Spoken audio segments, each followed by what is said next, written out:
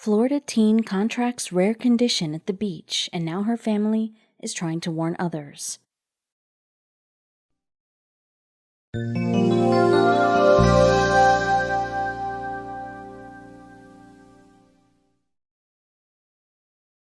When booking a beach vacation, the last thing most people think about is something going wrong. After a full sharkless day of play in the ocean, one Indiana family continued on their happy vacation without a care in the world.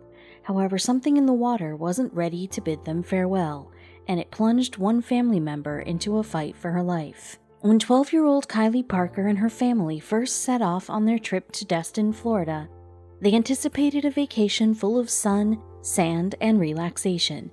But when it finally came time to ditch the gloomy Indiana weather for the Florida sunshine, things immediately got off to a bumpy start. While Florida is known for its warm weather, it's also known for its rain, which came down non-stop as Kylie and her family landed in the Sunshine State. It rained the next day and the day after that, leaving a dark cloud, both figuratively and literally, over their vacation. Finally, the poor weather passed, though the Indiana family didn't find soft sand and gentle waves when they ventured down to the beach. The storms churned up some pretty dangerous waves, and beachgoers were only permitted to enter the water ankle deep. Still, the family wasn't going to let a bit of bad luck ruin their good time, and so they happily made the most of the time at the beach that they had. All the while, however, an unseen threat was lurking in the water, and it decided to make Kylie its next victim. The following morning, Kylie woke up with a nagging pain in her right calf. Though her mother Michelle assumed it was just a Charlie horse, they wrote it off and went on with their day, believing the pain would eventually subside. Unfortunately, it didn't. The next day, the pain intensified to an unimaginable level, preventing Kylie from even standing on her feet. When it reached the point that Michelle had to carry her daughter to get her from place to place, the family realized this was no ordinary Charlie horse. Upon returning to Indiana, Michelle brought Kylie to the doctor, who told her to pack a bag and head for the ER. There, she was immediately taken in for an MRI, and after getting the results, they were shocked at what they saw. Apparently, Kylie had contracted necrotizing fasciitis, a rare flesh-eating bacteria that likely entered her body through a small scrape on her foot. And there was no time to speculate now. If doctors didn't act fast, Kylie stood a great chance of losing her leg, or worse, her life. They started by pumping her body full of fluids to prevent her blood pressure from dropping any further, though within a matter of hours, Kylie began slipping into septic shock. The doctors immediately took several more scans of her leg, which led them to a terrifying discovery. Not only had a large pocket of the infection collected behind her right knee, but it had also begun to spread rapidly throughout her body. If there was any chance of saving Kylie's leg, doctors needed to operate, and they needed to do it now. Kylie was rushed into emergency surgery, where surgeons worked around the clock to remove as much of the infection as they could before it could continue upwards through her body. Unfortunately, this initial operation just wasn't enough. In the days that followed, Kylie underwent 2 more surgeries, after which the doctors deemed her free of infection. Sick and exhausted, Kylie then spent the next week in the hospital, recovering from the ordeal. With rows of stitches in her leg, a heavy bandage, and an IV in her arm, Kylie was finally allowed to return home. However, the following months would prove to be the most difficult part of her recovery. Between the damage done to her leg by the bacteria and the extensive surgeries, Kylie needed months of physical therapy in order to learn how to walk again. For Michelle, however, this was a small price to pay to have her daughter well again. "We are not completely better, but we are on the road to recovery," Michelle wrote on Facebook. "We will have numerous doctor's visits, physical therapy, and blood work to continue, but all that matters is my girl is alive." After living through this traumatic experience, Michelle and her family began working to educate others about the threat of the deadly bacteria. With over 100 million tourists traveling to Florida each year, the risk of contracting this kind of infection is higher than ever. "I wanted to share her story in hopes that it may help save someone else," Michelle continued in her post. We are sharing because this is so critical and so many people don't know about this. Once you start experiencing the symptoms, it's already running rampant in your body. Indeed, the effects of necrotizing fasciitis are often ignored until it's too late, as was the case for one Tennessee man who happened to be visiting the beaches of Destin right around the same time as Kylie and her family. After returning home from his trip, the man noticed a large black sore on his back. Believing it to be the product of old age, the man dismissed the sore as well as a series of red bumps that had suddenly appeared on his arms and legs. On July 7th, just 48 hours after his last swim in Florida, the man died, the cause of death being the very same bacteria that nearly cost Kylie her life. And even as Kylie's family was spreading their warning as aggressively as possible, across the world, another ticking time bomb has been laying in wait at a popular tourist beach. Now the unthinkable has happened, and it has transformed the once idle Neffin Beach into something out of a Hollywood movie. In April 2021, onlookers watched in horror as nature took a vicious turn and sent shockwaves through the sleepy community of Neffin Beach. Though what was behind this catastrophe? And would these people, caught on the sands at the wrong time, live to tell the tale? It's a story that reveals a terrifying truth about some of the UK's most picturesque coastal towns. Neffin Beach had been bustling with people just a week before the shocking incident. As families across the UK enjoyed their Easter vacations, many of them chose to visit this spot on Wales' northern coast. Granted, it's not as well known as some of the country's other seaside resorts, though it remains a popular destination nonetheless. Yet Neffin Beach had grown less busy by April 19, 2021.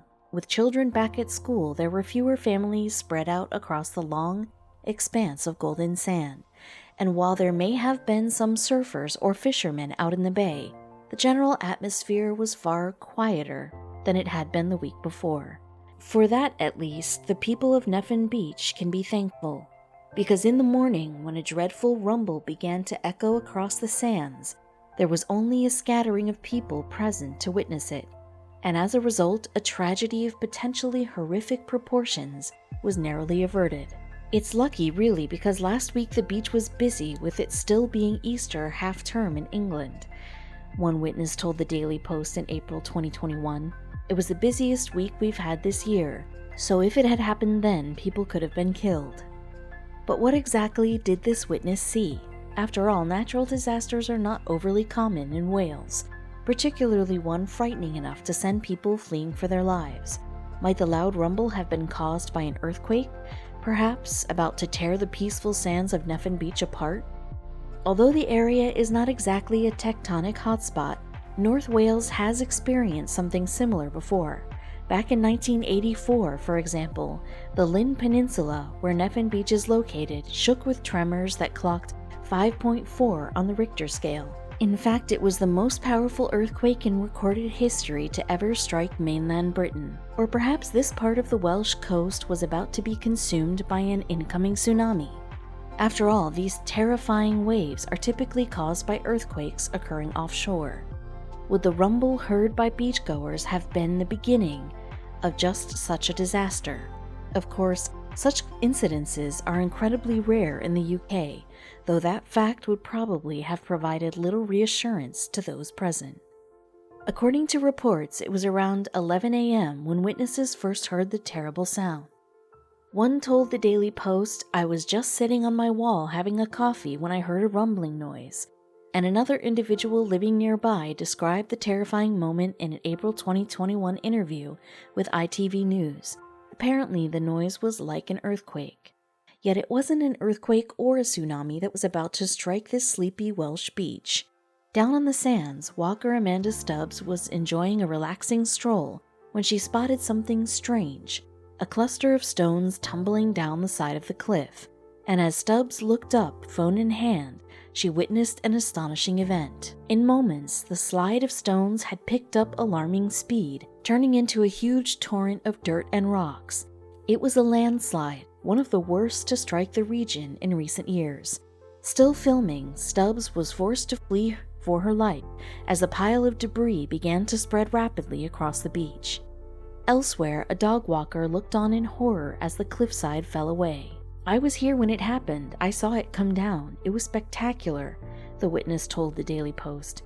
Meanwhile, above the beach, one resident remained impressively stoic. He said, "I didn't see it, but I definitely heard it. I thought it was this end to begin with, but it didn't really worry me. If it hit this hut, I'd be gone. It could happen to anyone along here. That's Mother Nature for you."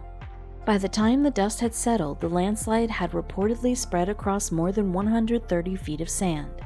Miraculously, though, there were no reports of injuries, thanks in part to the timing of the fall.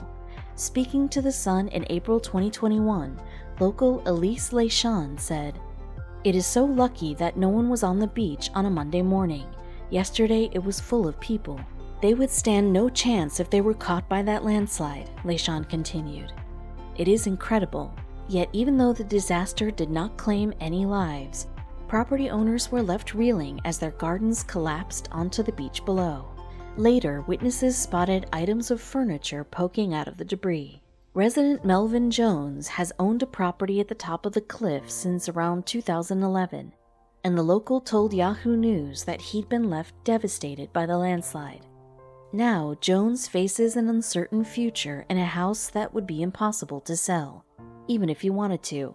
But what exactly caused this dramatic landslide to strike Neffin Beach, and what might the future hold? Unfortunately, it's not the first time that the cliffs surrounding this stretch of coast have collapsed. Back in 2001, a woman was killed when a landslide sent the car that she was traveling in tumbling off a precipice and into the water. According to experts, the Neffin Beach area is particularly prone to such disasters thanks to its debris-lined slopes, which are often saturated with water. Jones, meanwhile, believes that a burst pipe may have contributed to the landslide, though whatever caused the devastating incident, the people of Neffin Beach have struggled to pick up the pieces. With the area closed off to the public, they have been left to speculate on whether or not their own properties might also fall into the abyss. "I wouldn't want to scare anyone," geologist Ashley Patton told the BBC in April 2021. "But of course, when you see events like this, and of this scale, you can't help but think, is that area off the cliff next?" Yet, he added, that happens all along that coastline, so there is the potential anywhere could go. Somehow, we don't think that the residents of Neffin Beach will find this particularly reassuring. Just imagine being at the beach and seeing a really strange object staring up at you from the sand and screaming for your attention. The bizarre item is not that big, but its erratic shape is enough to pique your interest. Similar to the root of a plant, the thing has a number of ends that all spiral off in different directions. You then pick up this object from the shore, but you quickly realize that it isn't organic. It feels much more solid than that, almost as if the thing was made of glass. Given that, then, you can quite confidently rule out the possibility that it's come from a plant. This object is undeniably different to anything you've ever encountered before. What is it, and why has it shown up now? But as you ponder questions such as these, a thought suddenly dawns on you. Is it possible that the strange object's sudden appearance has something to do with last night's storm? Though you can't confirm it yet, it turns out that you're on the right track with this line of thinking. Objects such as this one can, in fact, show up on Earth in the aftermath of intense weather events. And more than that, it turns out that they're far more common than you'd imagine. These weird objects are often found underground, completely out of view from all of us here on the surface. If we were so inclined, though, we could probably dig them out of the beaches that regularly experience stormy conditions. But what are these things, and what exactly is going on during storms that leads to their creation? If you were to undertake a little research, you'd learn that these structures are known as fulgurites. As we've seen, they can come into being after a particularly nasty storm has taken place, but they've also been known to appear in the wake of other powerful events, including meteor strikes. Fulgurites have been found in all corners of our planet, from the beaches of the US west coast all the way to the Sahara. A couple of centuries ago, meanwhile, a young scientist from England took note of the structures in his homeland. This person, as it happened, was Charles Darwin. Darwin wrote that the Fulgurites found in England had been huge, measuring up at around 30 feet long. The thing is, there's a chance that this number was vastly overstated. In modern times, after all, the longest Fulgurite ever to be uncovered was a little over half that length. A 16-foot-long Fulgurite was uncovered in Florida back in 1996.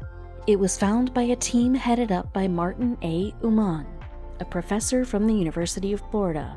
Though he was confident of finding a Fulgurite on that occasion, the vast size of this one definitely caught him by surprise. A couple of years after his discovery, Uman spoke to the journal Weatherwise about how common Fulgurites really are. He said, "The world is full of them. All you have to do is go to any beach and start digging." But even so, specimens as large as 16 feet are extremely rare. As a matter of fact, Uman's Fulgurite was noted by Guinness World Records for its size. That's to say, no larger specimen has ever been discovered. We have to dismiss the 30-footer mentioned by Darwin, after all, because there's no solid evidence that it actually existed. Apparently, managing to excavate the specimen from Florida was a feat in itself. That's because Fulgurites are delicate structures, and you have to be really careful when you're pulling them from the earth. Uman and his team were more than aware of this, so they brought in a paleontologist to help them out. Though Fulgurites can appear anywhere, it shouldn't necessarily come as a surprise that the biggest one came from Florida. After all, we've already noted that the structures tend to materialize in the wake of intense weather events, and the Sunshine State, of all places, is known for the frequency of its storms. A huge number of thunderstorms are recorded each day and every year all over Florida, though the majority of them tend to hit the Everglades, Lakeland, and all the areas in between the two. Generally speaking, this stretch of land will see anywhere from 100 to 130 storms every year, according to Weather Underground. The Florida cities of Fort Myers and Tampa also experience plenty of thunderstorms each year. On average, the website notes that they are hit by 92 and 78 respectively. Some places have even been known to experience several different storms during the same day. Over in Cape Canaveral, for example, meteorologists once noted 6 individual storms throughout the same 24-hour period. Given the extreme weather events that are so common to Florida, then, it's no wonder that Uman and his team found the record-breaking Fulgurite there. After all, the conditions of the state mean that it's probably among the top places to dig these structures up. So if you fancied searching for them, Florida would be a good place to start. Fulgurites are stunning objects, so for that reason alone, they can be tantalizing discoveries, but they're also fascinating from a scientific perspective as well, as we have been aware of these objects for a long time now, though the explanations for them were once a little more mystical. The ancient Greeks worshipped the deity known as Zeus, a figure who they believed controlled the weather. In many depictions of the god, Zeus holds projectiles that he would toss down to earth when he was angry. His missiles would then land in the midst of a storm. Long after ancient Greek civilization had passed, the belief that objects fell from the sky during storms remained. Some people thought that the damage inflicted by a thunderstorm was actually caused by these things smashing into the ground, and it's not too difficult to see why such a theory would have come to be accepted. After certain storms, people would sometimes find strange objects planted in the Earth's surface. These things, of course, would eventually come to be referred to as Fulgurites. But given their otherworldly appearance, it's not unreasonable that our forefathers once thought they'd been hurled from the heavens. There are certain characteristics common to all Fulgurites. Though they do come in different shapes, sizes, and colors, generally speaking, they are hollow in the middle, with tough, uneven outsides. But their measurements vary, and Fulgurites can show up with colors ranging from green, tan, black, and white. A more archaic understanding of Fulgurites implied that the structures were transported to Earth by bolts of lightning. As a matter of fact, the term Fulgurite is itself evident of this particular belief. The word has its roots in Latin, coming from the word fulgur. For reference, this translates to English as lightning. But Fulgurites in reality are actually created by bolts of lightning, rather than simply being transported by them. When a bolt hits the ground, a sort of imprint is created and left to rest there, and this is what creates fulgurites, which are also referred to as petrified lightning. These petrified lightning specimens are created because of the extreme temperatures that surround the bolts of lightning. According to Mental Floss, the air surrounding them heats up to more than 50,000 degrees Fahrenheit, which is really difficult to fathom. To put it in perspective, the sun's exterior hits temperatures of roughly 5 times less than that. So there are obviously consequences when lightning comes into contact with the surface of the earth. If it hits a beach or a mountain, say, then there's a good chance that a fulgurite will form. Basically, the heat of the lightning causes the particles in these surfaces to melt and reform really quickly as fulgurites. Sand fulgurites are more prevalent than rock ones, but the latter type aren't impossible to find. Rock fulgurites tend to be discovered at the apex of a mountain or near the top. They show up on the face of the rocks, looking something like veins or arteries stretching out in different directions. And sometimes the path of these branches follows cracks that were already present in the rock. The reason that rock fulgurites are mostly found at the top of mountains is pretty simple. Basically, the mountains tend to soak up lightning bolts that are unleashed during the storms. That's why you'll find rock fulgurites at the highest point of ranges all over the world, from the Alps in Europe to the Rocky Mountains of North America. We now know that fulgurites are a direct consequence of lightning strikes, but do they materialize after every bolt hits the ground? Well, Martin Uman of the University of Florida doesn't necessarily think so, and he's in a better position than most to answer this question, as he's among the world's leading experts on lightning. During the course of their studies on sand fulgurites, Uman and his contemporaries have noted the differences between individual specimens. He told Weatherwise in 1998, "We've seen fulgurites like soda straws. Others are 1 to 2 inches in diameter like heavy glass, like the current kept flowing and melting sand in a bigger and bigger area." Obviously, different current characteristics were involved in making fulgurites. Though Uman does have a warning for any amateurs hoping to uncover fulgurites. He said, "If a normal citizen tries to dig one of these out of the ground, they would destroy it because fulgurites are so fragile. It takes experts who are skilled at working with special tools and are used to digging up fossil bones. It's definitely an art." So make sure to be very careful if you happen to find a fulgurite along the seashore someday. If you break it, you'll probably have to wait for the next thunderstorm before getting another chance to collect one. Having said that, there are other ways in which the structures are created. They can also come about because of the temperatures induced by nuclear explosions or meteors crashing to Earth, but these aren't too likely to occur either. Amazingly though, there are also ways for people to deliberately create these amazing objects themselves. It should go without saying that a great deal of care is essential for anybody who tries these things out. But some individuals have been successful, and there's one method in particular that's really simple. The first thing that needs to be done is fairly obvious. You'll need to know if thunder and lightning is expected, so you should monitor the weather forecast. If it looks like a storm is on the way, then the more practical steps can get underway. A really secluded part of a sandy beach will be needed for this project to work. It can't be a place where people or animals are likely to be, otherwise they could end up getting hurt. Once this isolated spot has been found, a lightning rod or length of rebar is driven into the sand. It's not certain that a bolt will hit this bar, but that's just how it goes. Naturally, you need to ensure that you're out of the way before the storm arrives. After all, it's a venture in which bolts of lightning are purposely being coaxed into a particular area, so nobody should be near that rod during the storm, or for many hours after it's passed. If the rod was actually struck by lightning, then it'll be really hot for a while afterwards, and the same goes for the sand surrounding it, so anyone checking the area for fulgurites will need to take great care not to scald themselves.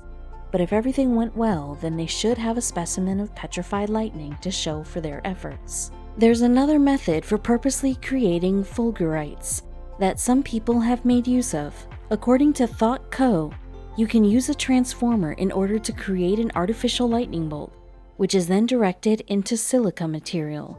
This process can be effective, but the resulting fulgurite will likely be less impressive than naturally produced ones. As Uman explained to Weatherwise, the man-made Fulgurites would probably be much smaller than their natural counterparts. The professor said the artificial specimens would be no longer than 4 or 5 inches. You really need high voltage to make a long spark. Lightning makes a spark about 10 miles long. Uman initially started to look out for Fulgurites simply because he was curious about them, and this isn't surprising given his academic expertise on lightning. But as time went on and he came to learn more about them, his interest in the structures themselves deepened. As he reflected to Weatherwise, they're beautiful, they've become an obsession.